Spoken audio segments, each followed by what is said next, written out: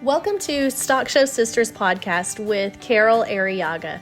Today's episode is a very real, honest, and empowering conversation with just an amazing stock show mom, working mom, a woman who's building a beautiful life with her family, and also one of the nation's biggest experts on marketing and Shopify. In this episode, we talk a little bit about business. We talk about having businesses and life side by side. We have a segment where we talk about some practical Shopify tips from Carole for those that want to hear the marketing side. And then we talk about strategies to the simple joys of building a home, talk about Carole's sourdough business, talk about Carole being a stock show mom, a 4-H leader, and everything in between. So Carole even revealed to me at one point that she's milking a cow once a week to serve her family. So I'm telling you, this woman is amazing. This is the kind of conversation that just reminds you that success can look a lot of different ways. It can be in a tiny town of 200 people. It could be in an urban city of 20 million people. But no matter where you're doing and what you're doing it, a wonderful life can be built with grit, grace, humor, and heart. And that's what Carole represents today. So I know you're going to enjoy. Let's get to it, Stock Show Sisters. Hi, everyone, and welcome to this episode of our Stock Show Sisters podcast. I'm your host, Rachel Cottrell, and I'm happy to have with us today my fellow colleague, Carole Arriaga. So welcome, Carole. Thank you. Thank you for having me. Thank you. If I was trying to think of a name for this podcast, and I'm thinking the theme is going to be building brands, raising kids, and showing up where it matters. I think that summarizes you pretty well. I agree. Anyone who has worked with Ranch House Designs over the last maybe 15 years, maybe she is part of our team. And not to put any of our other team members on the spot, but I will say that Carole is one of our most beloved team members, and that our clients absolutely love you, Carole. You know this. Call here and they ask for you by name, and they're like, think you're their best friend, and customer service for Carole is like through the roof. So here, you're a web designer. You are our go-to Shopify expert for every Shopify project we do at Ranch House Designs. You're a wife, you're a mom, you're a 4-H leader, you are a mentor to many in the community, and just a wonderful woman that just exemplifies everything we're striving to promote and encourage through Stock Show Sisters. Would you mind, Carole, sharing like your journey of how you got started and up into the point where you connected with us at Ranch House Designs? Ranch House is based out of Wharton County, Texas. This is where I was born and raised. I've been here forever. The only couple years I wasn't was when I was in college. I went to college in Tomball, which is North Houston.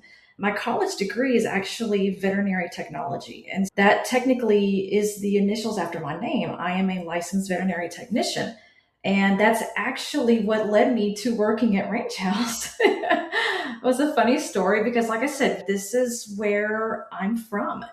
And so I was working full time at a local vet clinic, and Rachel, you are a client there, and you came in with your cat, and your cat was ill, and I think we were just talking, and I mentioned to you, because at that point I had already had my first daughter, and I knew that my husband and I wanted to grow our family, and I love doing that work, being involved with animals like that, but it makes for some very long days. And so when you have young kids, it just doesn't always work out that well. And so I had asked you, hey, if you just need somebody to answer your phones, just please think of me. Because I was looking for better hours, essentially, an 8-hour day versus a 10-hour working day. And that's how I got started here at Ranch House 15 years ago. And I don't think my job was ever solely to answer phones. I think initially you hired me to help with website updates, which I'm still happy to be doing today. That's half of my job at Ranch House, is working on website updates for all of the websites that we host. And then the other half of my job is, yes, building e-commerce stores for our clients who are interested in selling online. Yeah, it's hard to believe that it's been 15 years. It has. like you said, your formal training is in veterinary technology. And so you knew nothing about web design. And that was back in the day when we were doing HTML websites. So it was still a lot of coding. Correct. And I never ever envisioned that I would be working at a computer full time. And that's just one of those things you never quite know where life is going to take you.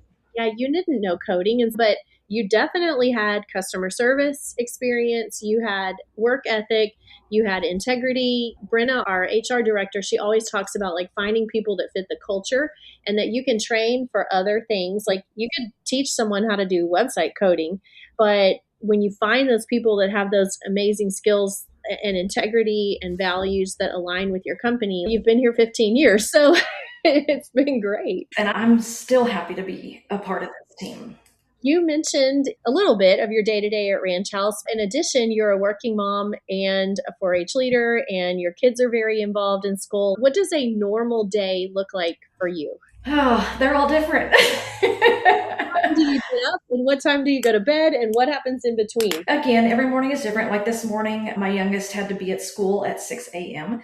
So we woke up a little earlier. Typically, I wake up before 6, 5:45 probably. Even on the weekends, I'm still up at 6:30. We've got quite a few animals at home that have to be taken care of and fed. And just now we've got a puppy. And so we're, cleaning up, let the dog outside, make sure the dog is fed, clean up the messes, get kids ready, lunch kits ready, get them off to school, say a prayer as they're leaving the driveway.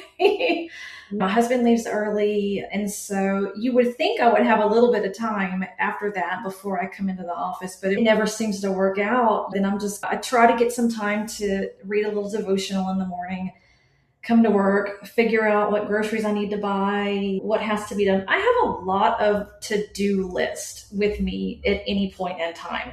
Work a full day, try to get groceries in the meantime, go home, cook, who has to go where, practices, what do we need to do with the lambs tonight, things like that. The typical working mom day is what it comes down to. Yeah. So do your daughters use those Brewmate, Stanley, Awala type cups? We've got a few. My youngest will take, it's not a Stanley because it doesn't have a straw. Theirs have to be, spill proof. And so she's got like a bigger Yeti that if they have a practice, we've always got to get that ready for her to bring water. They go through a lot of water. Those things are like the bane of my existence, and Brandon too. And honestly, that's Brandon's job in the morning. He fills up everybody's water bottles, but those things are such a hassle. And honestly, I think I put them in my dishwasher more often than I should, but I just end up doing that sometimes. I put them in my dishwasher every time. Yes, it's tricky sometimes, but especially, I think post-COVID with kids at school, we're bringing more water with them. And especially in our rural town, sometimes the water fountains don't work. And so, yes, it falls on them to provide their own water. And I'd rather them go with a big cup that I have to wash, but knowing that they have it with them. That's true. You always put things in a very good perspective. Would you also share with us your husband's career?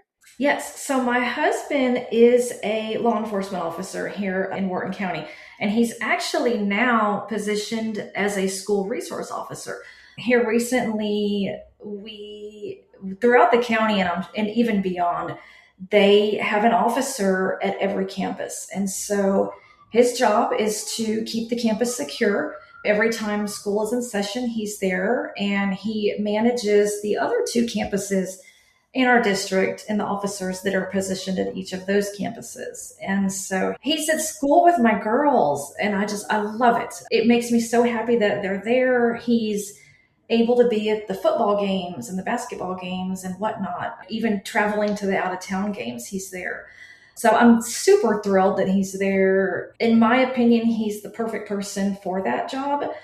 He's familiar with the area. He's familiar with the people. He knows who belongs and who doesn't belong. And I'm just so thrilled that he has that position. I am thrilled too as a parent because I know Tim, and there is nobody else I would rather have protecting and watching over our schools. He is amazing. I have to share a funny story, and I loved it because this is about how serious Tim takes his job. Maybe the day before school got out for Christmas, we had a few teacher gifts to bring up to the school. And so, like, the students were already on, oh, what do you call it, where they don't have to come if they don't have exempt. Yeah.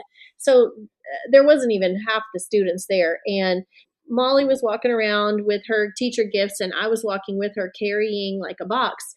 And Tim saw us and he came up right away and was like, "Hey, what are y'all doing?" And we're like delivering teacher gifts. And he's like, "Okay, I'll escort you to the classes." Yes. Like, I've got these coffee mugs here, but like he is serious about that job, and that's what it takes. I mean, And believe it or not, they actually get audited. It's like a secret shopper. And I don't even know which organization does this, but they have people that go out to campuses and they park their car and they start walking in and they're rating how quickly the officer comes up to them and talks to them and asks, "Can I help you with anything? Who are you here to see?"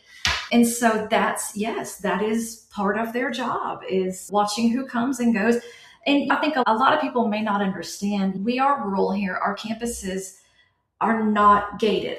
They're not fenced. In more urban areas, you've got 3 layers of fencing. And especially for an area like this, they've really got to be watching and who's coming. And it's a big part of their job. It is.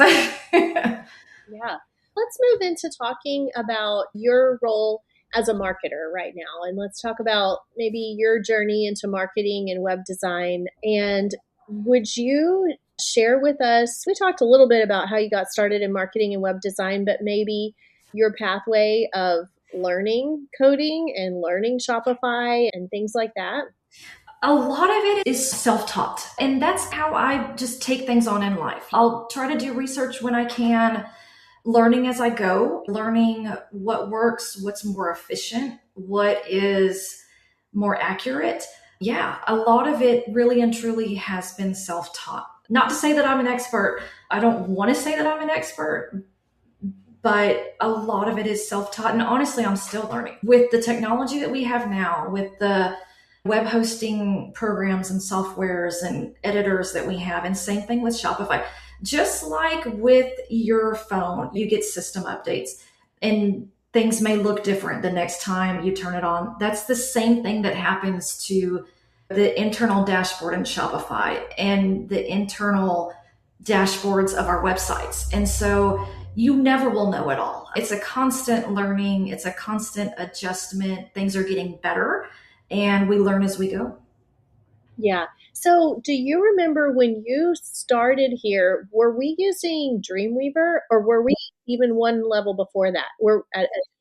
We were using Dreamweaver and the website headers had to be sliced. I never did that design part, but yes, we started in Dreamweaver and the FTP programs and uploading and downloading everything. Yes. So because of the licensing of the Dreamweaver program, you had to be physically sitting at your dedicated computer to make it work, which now we're using WordPress, which is in the cloud, so you can do it from anywhere. But do you also remember when you started here, were we using Windows or were we already on Mac?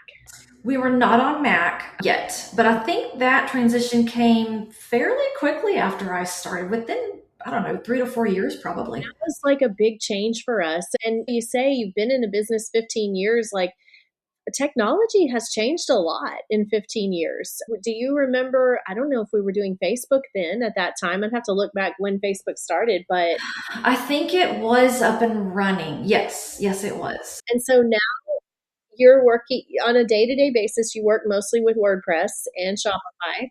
Yes, correct. Are there any common mistakes that you would say you see website clients making or Shopify clients making that change? I think with web, everything seems to be pretty on level with what we can do compared to what our clients would prefer us to do or would like us to do. I think we can pretty much always help them achieve their goals because they're familiar with websites and what they can offer and what they can add into theirs. I think with Shopify, a lot of clients may not necessarily be prepared ahead of time as to how complex Shopify is and what it all requires. So I think there may be a little bit of a gap there with sometimes they're not quite as prepared to jump into Shopify, but we can always help them reach that level as we go along. And so in the end result, we get them ready to go with everything, with crossing all the T's and dotting all the I's. Because, yeah, a lot of people may not just quite know how involved and how detailed Shopify, it's basically the requirements of it. Yeah, well, Shopify and WordPress too. And I think there's maybe a little stigma out there, thanks to like GoDaddy commercials, that, oh, you can build your website in 2 hours. It may not be very good, but We do see like a lot of people, and I would probably be one of those that says, okay, I'm going to give this a try, or I'm going to sign up for this free trial and see if I can do it myself. And what people don't realize is, like, in our web design process, I don't have the exact number, but I counted it a couple weeks ago, and I think it's 70 steps that we go through. And when you're building a Shopify, it's just as many, if not more, steps that you have to do to actually make it work and make it look good. And yes, and I've gotten to where I can spot like a DIY compared to a professionally built store, a Shopify front-facing online store. Because like you said, you see these commercials and it's like, oh, get started, we'll help you get started right away. But there's a lot of intricate things, and that's just part of the knowledge that we have. And oh, they don't tell you need this, but you need this.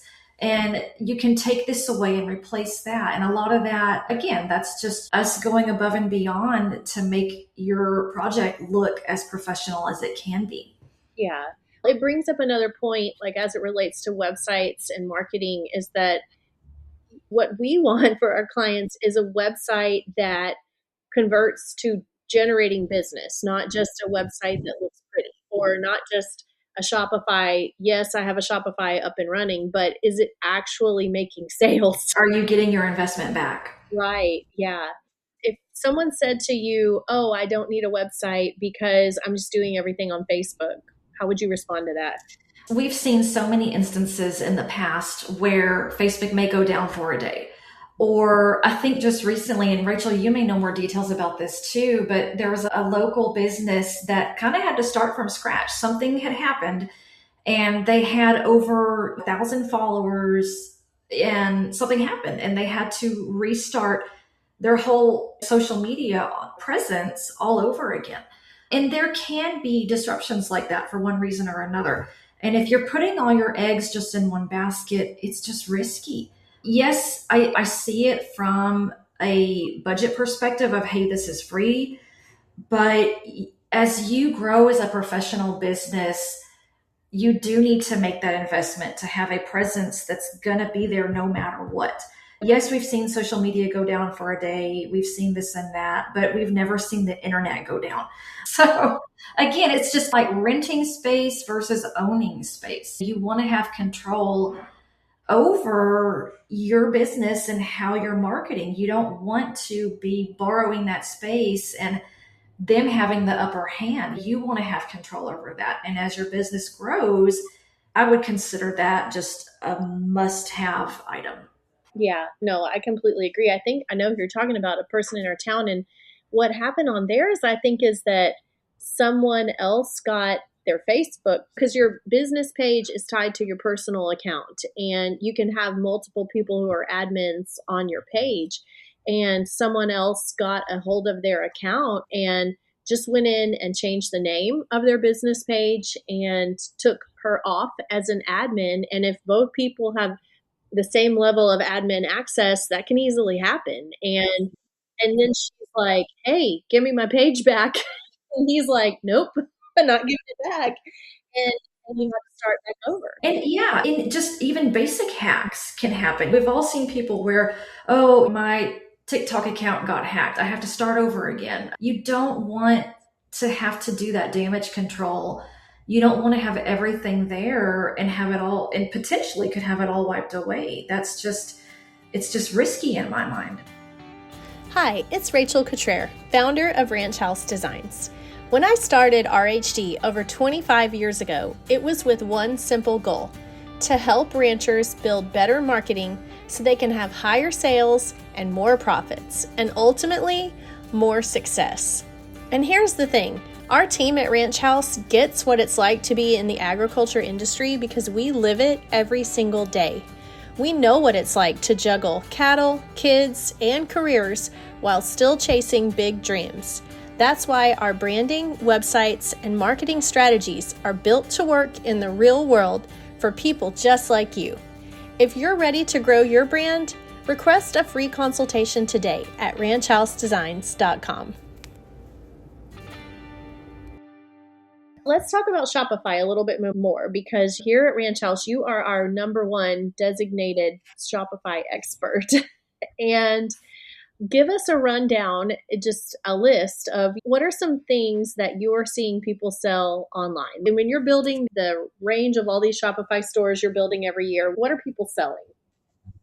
Any and everything. Our clients, the majority of our clients are agriculture based, but we have worked on Shopify stores for people that are artists that are selling handmade jewelry or paintings or even their photos that they've taken and they've printed. We've done a store for an artist that did the big wooden yard art that you see it for Christmas or Easter or Halloween, like all these giant cutouts, just phenomenal work. We've seen that. We've done a store for a produce stand, which just tickled me to death. I loved that one. It's any and everything: t-shirts, hats, caps. We're working on one for a man that he's in the drag racing business. He's got a car now. He's working on a second car, and they're selling their branded merchandise for their drag racing business. It tickles me to see the wide variety, what people are selling online. And there's always going to be, like we mentioned, the ag clients, the ones that are selling semen and embryos, even tractor add-ons, front end attachments to tractors. We've done stores for that. Mm-hmm.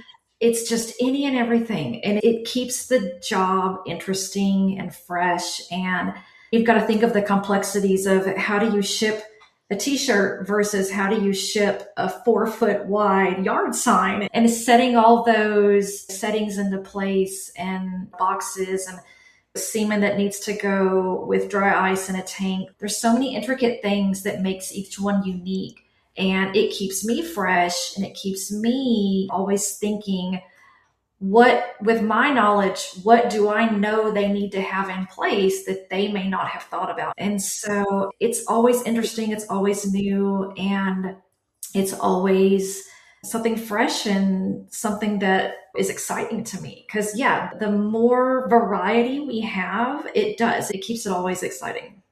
I think when people tend to think of selling online, the first thing that comes to mind is caps and t-shirts. Yes, that's very easy. You can do that all day long. And then maybe crafts or homemade goods, those are a little bit maybe also in the easy category. More difficult, I would say, is selling beef online, which we do a lot of that. We do a lot of clients with that. And even selling your genetics online. Like we do a lot of stores where people are selling semen and embryos online, things like that. Would you walk it through, like if someone wants to sell, let's say, their beef online, how that works? Yes. So with beef, I guess let me address a question first that a lot of our clients ask, which is, can they make a product where a customer can essentially build their own box or offer a subscription, a monthly 10-pack of ground beef? And so, yes, the answer is yes, this can be done. A lot of times we'll have to bring in, it's basically an app is what it's called. So Shopify is built, and I hate to say this, but Shopify is built to sell t-shirts and retail items, not necessarily beef or semen or things that are like really heavy or like a pallet of feed or a cattle tub.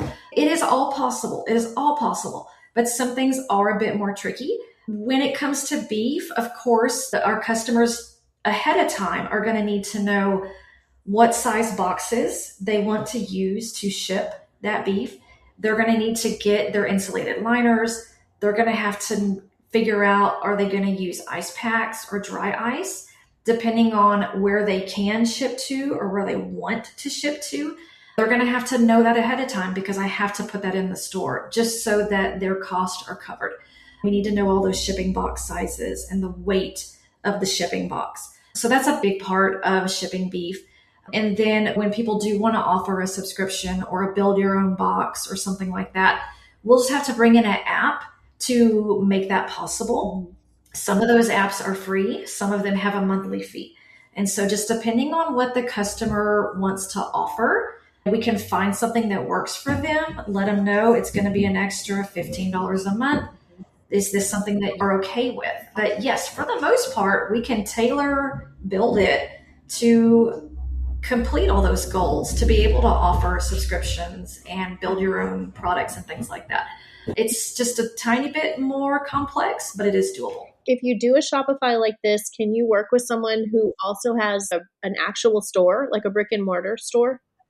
Yes, we can. Shopify makes it very easy to sync inventory between your physical store where you're selling in person and between online orders where you're shipping. So even if your inventory is in two different places, Shopify can handle that and they can sync it all up so you're never upside down. It integrates real easy and you can make in-person sales on a tablet right there and people pay for it right there and you process it and have them walk out with it. And then it will keep that inventory straight for what's available online to be shipped out and paid for online. Yeah. What about if someone wants to sell genetics online, like semen or embryos? Semen and embryos are a big part of what we build stores for. Yes, it is all doable. The tricky part is shipping when you get into that. So a lot of times what I'll do is I'll ask people right away, are you going to be shipping these embryos from your home or are they stored at a facility? And most, I'd say 99% of our genetic customers, they don't ship. I'm saying that wrong. Their embryos and semen are stored at a facility and the shipping is paid for in a second, completely separate invoice by that facility. So essentially, the online store is showing these are the bulls that I own. These are what I can sell. Here's the price. They pay for the embryos and the semen initially. That's just what they pay for initially, just the cost of the embryo and the semen. Shipping is billed separately through the facility, or the end customer can choose to pick up from the storage facility if they would rather do that. Yeah. What about organizations who want to put their like membership dues online or something like that? We can handle that also. With Shopify, you're not limited to how many products you sell. And essentially, the type of product you sell is wide open too, as long as it's nothing illegal. Yes, you can have people renew memberships online. You can sell event tickets online if they're going to have their annual banquet or whatever the case may be. If you need to register for a show and you have to pay your registration fee, we can do that through Shopify. The sky's the limit, really and truly. And I did want to mention, going back to, we were just talking about genetics, I have had people offer live cattle through Shopify too. And you can do that. I do just want to mention though, there's always going to be that credit card fee. You know, if people are selling a bull for $9,000, there's going to be that fee. That's the only hiccup when it comes to offering like a big ticket item like that. But it is possible. We have done it. It's completely up to our clients. You know, we did that at one time. We had BRC, I just did it as like a test run. And I think I put like pictures of 2 bulls for sale and put them on there. And I had a random person from Dallas buy one. It was legit, but I don't do it anymore because I'd rather just talk face to face with a person. But like you said, it is possible. So is there anything you can't sell online? Again, it's just as long as it's nothing illegal, and that even ties in with shipping. Because when we put in your physical address of where you're shipping your products from, automatically it asks, are the things you sell legal? That's automatically one of the first questions we get. We have built a store for a client that it wasn't selling guns per se, but it was like attachments, I guess is the right word for it. And he would sell like first aid kits and things it was a tactical store, basically. He wasn't necessarily selling guns online, but it was, like I said, attachments or like slings. And I don't have the right words for it. My husband would be shaking his head at me right now, but as long as it's nothing like illegal, we can build that into an online store. As long as you, the seller, don't have to run like a background check to sell this item, things like that. They're not going to let you sell like controlled substances, alcohol, the narcotics, anything that just common sense is going to tell you this is illegal. That applies to protected animal products like ivory or tortoise shells or things like that. It kind of just goes to that basic, yes, I know this is safe to sell, or no, I'm questioning this. Really and truly though, if clients have a question, by all means, let us know and we can find out and let you know ahead of time before you jump in and then you're stuck. So yes, we're always happy to research and find out things for you. Let's move into talking just about being a working mom and a leader and things like that. What advice do you have for other women who might be at your same stage of balancing deadlines, kids, stock shows, volunteer, leadership roles, church activities? How do you balance that? Or maybe what are things people don't see behind the scenes or things that work for you? I mentioned it earlier. I have a lot of to-do lists. And depending on the time of year and how busy we are, sometimes I'm even at the point where I've got a list of things I need to do today, things I need to do this week, and things that I need to just do in the near future. A lot of it is just keeping yourself motivated. I've got to get this done today. I've got to get this done today because I'm going to be even busier tomorrow. Those lists are my lifeline, really and truly. And that's everything from what time the girls have to be at practice to errands I have to run, going to the bank or doing this, and even our own personal livestock projects.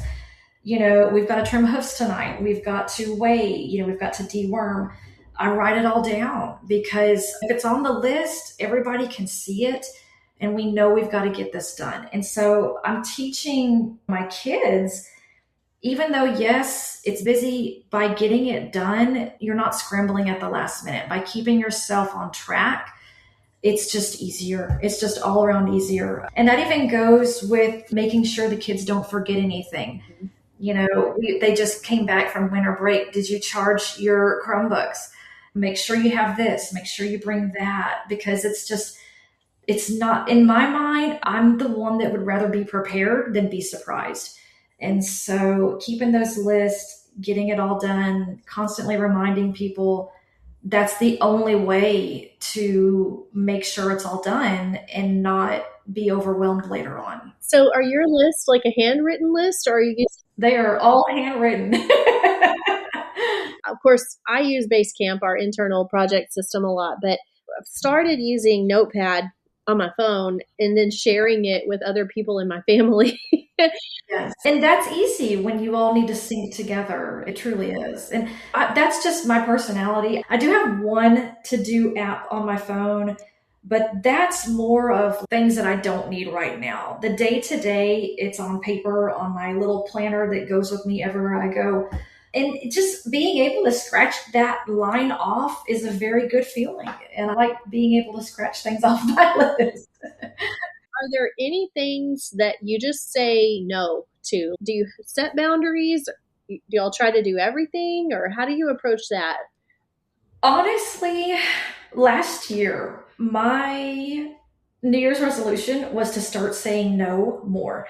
I wasn't that great with it. But at times you have to. There are times when it's just not worth it, because the repercussions of being too busy, in my mind, is that's less time that I have to focus on my family. And I don't want to have that regret. I don't want to not be able to listen when my teenagers are telling me something about their day. As the kids get older, they don't quite talk to you as much as they did when they were younger. And so when they do start telling me, so-and-so, got a new haircut and this happened or this happened, I want to be able to spend those few minutes with them, focusing on them, to teach them that I am listening and I'm not too busy. So it's a fine line of being able to balance it all. But yes, you do have to say no. And people understand you're busy, she's busy, they're busy. And I don't think I've ever hurt anybody's feelings by saying no. For the most part, I'm still telling people yes. But I do have to always keep in the back of my mind, I can't get myself too busy. It's just not worth it physically either. I don't want the headaches of being that stressed out. Literal the headaches and just how it makes me physically feel when I'm overbooking myself. One thing that you did say yes to is being a stock show mom and then a 4-H leader. And which came first? Did you become a 4-H leader first, or were your kids showing? They were showing first. Yes. So my oldest, we got her showing and involved. We got her signed up for 4-H when she was in third grade. And growing up, I was never ever in 4-H. I knew nothing about it. And so when my oldest was in third grade, I knew I wanted my kids to show. And so I knew that they would be able to have more opportunities at a young age through 4-H. And so that's how we got started. My kids are also in FFA. I was in FFA. They do both. And so eventually, a couple years after we joined, the club leaders, their kids had graduated, they were phasing out, and I got voluntold, you're going to be the leader. And so here we are. Yeah, when we first joined your 4-H, the bowling 4-H, I mean, it was small. There was maybe less than 10 members. I don't know how many you have this year, but our last year of being in it, you probably had 40. I think this year we're around 35. It grew substantially, but what that says is that you run a quality club that people like. So, yeah, and y'all are an active club. We are trying. Like I said, growing up, I was never in 4-H. And there are still projects that I don't know much about. And that's one good thing about 4-H is a lot of it can be self-led.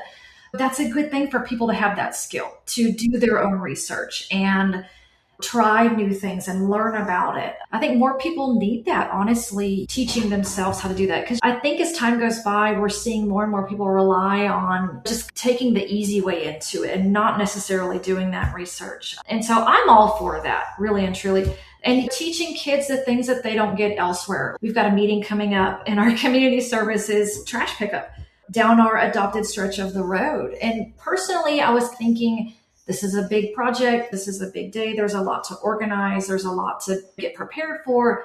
You never know what the weather is going to do like.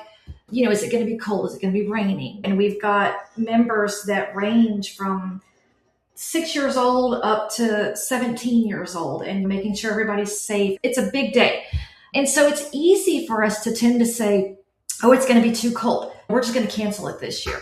And I was kind of internally struggling with that. But then I remembered this is a good thing for our younger generation to learn that trash doesn't pick itself up. And, you know, if we don't take care of our area and keep it looking nice, this is what it turns into. You know, there's trash here. And by getting these kids out there and having them physically do this job, they're learning a lot. They're learning that physical work is a part of life. And not everybody's going to be there to clean up after you. You've got to clean up after yourself. And so I had to remind myself about that and how good of a learning experience this is going to be, because they may not get this opportunity through Little League or through other organizations. So I really, once I kind of refamiliarized myself with that, it was like, yes, we're doing this. I don't care what the weather is, we're doing it. I think it's just one of those rite of passage things that like every kid, at least in Texas, needs to pick up trash on Adopt a Highway. Yes, it teaches them a lot. And it's even good for us adults to be reminded of, we can't always assume that somebody's going to do this for us. Yes. And also, fun fact, as Carole, but our listeners don't know, a portion of y'all's 4-H club, Adopt a Highway, is right along our fence line at our bull development. So we appreciate the cleaning. We will be out there this weekend, hands down. Yes. You know, another thing that you do a lot is speaking engagement. You know, you've been a speaker. Of course, you're a speaker at our workshop, but you've been a speaker at Texas A&M, beef cattle short course, just lots of different speaking engagements. What sparked your interest in being a speaker? Like, besides me saying, Carole, would you do this?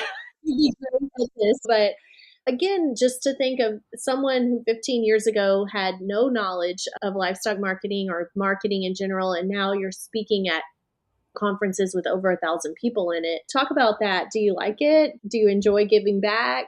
I think it all comes down to I enjoy teaching people the knowledge that I have. I enjoy teaching them things that they may not know about selling through Shopify. And again, that's just helping to prepare people. And that's just my personality. I'd rather be prepared going into something rather than surprised. And so I'm always on board to teach people things, show them things, educate them. I think that's kind of what it all stems from, is just having that desire to help people in that facet. Mm-hmm. Yeah, well, you're a great speaker. I mean, you've been with us all over nationwide. And like I said, it's exciting to see like you and other members of our team being out there doing speaking engagements, because here on a day-to-day basis, we live in Bowling, Texas. We live in Norton, Texas. We see the same people all the time. And then to think about it, that like you've gotten to be a nationally known speaker in this topic, and you live right here in Bowling, Texas. It is exciting. I do really enjoy it. And again, this is something that I never envisioned that I would be doing, but I'm happy to do it. And I think, yeah, it all goes back to just helping people and teaching them the skills that they don't already know and helping them to be prepared to grow their business. Yeah, exactly. So just looking ahead as we wrap up, what are you excited about right now in terms of marketing or web design or ranch house designs? What are you excited about in that area? And what are you excited about just in your personal life? I think for being here and helping our clients, I'm always learning more, especially I think a big topic now is going to be, AI, chat GPT, and helping people kind of navigate that. Because clients will ask us, I put this into chat GPT, what do you think? They ask us for advice pretty regularly. And so learning about what those AI assistants are helpful for and what they're not necessarily so great at, I think we're going to be seeing more and more of that come up in the future. People are also wanting more from their websites. Recently, we've had quite a few clients ask us about being ADA compliant on their website, or we always get questions about SEO. And so learning more about that, helping our clients meet their goals, that's always going to be a big thing and an exciting thing, and getting to help them bridge that gap. I think we're going to see a lot of that within the next year. Yeah, that's so true. I want to close on a personal note, and you didn't mention this, but I would love for you to share this fun fact about yourself with our listeners, is that you are an amazing baker. Thank you. At least 2 generations of an amazing baker, maybe more, but what is your favorite thing to bake? And then would you tell us about your sourdough project? Sure. I don't know if I necessarily have a favorite thing to bake. If you ask my family, they will tell you that they will say that I don't bake for them, but that's not true. With getting involved with sourdough, and this started 3 years ago. Again, growing up, we're very rural here. I knew nothing about sourdough growing up. And then about 3 years ago, my cousin from Houston, she had jumped on board the sourdough train. And she was like, you have to do this, you have to do this. And I honestly said, what is the benefit of sourdough? Why should I do this? And, at that point, 3 years ago, a lot of people were dealing with inflation and high bills at the grocery store. And personally, I noticed that I was buying the store brand of like milk and the store brand of bread and different things like that. And it wasn't quality products. And so personally, that kind of changed my mind. Something just shifted in me, and I was like, you know what? I can make healthier bread at home. I learned about it. I researched, I read, and I just thought I can do this. And so I made my own starter. It took me 2 tries. The first one was a flop. And so the second one worked, and that was 3 years ago. And it's definitely a learning curve. I would advise anybody that wants to start it, I would hands down say go for it. One of the common sayings is just bake it anyway. Even if you think it's going to fail, bake it anyway. Just don't give up. Just keep trying. I don't think I could have done this when my kids were little. With as busy as you are when your kids are young, I don't think it would have worked out. My girls are older now, and so I can spend a little bit more time in the kitchen. And so, yes, it's time consuming, but if anybody's curious or interested, absolutely go for it. And Rachel, you may not even know this. Back again, we were talking about inflation and higher prices and wanting to get back to quality products. But every Sunday morning, I go and milk a cow, and that's the milk that my family drinks. I did not know that. I do. Does anybody here know that? Yes, they do. I did not know that. Whose cow? In my neighborhood, we have a woman owns about 5 acres, and it's a small farm. She has a dairy cow. And so again, like I was just driving by one day and I saw her dairy cow with this huge udder. And I just thought, why am I buying the cheapest milk at the grocery store that I don't know where it comes from? I don't know how old it is. It's just not a quality product. And so I thought, I'm going to go ask her. Again, that was 3 years ago. So every Sunday morning, me and my neighbor, we go together and we each get a gallon of milk, and that's what we drink every Sunday morning. It's 6:45. That is so you. That is so you. Hey, with your sourdough, I know you offer it through a local farm stand here. Do you do that every single week? Do you put it out every week?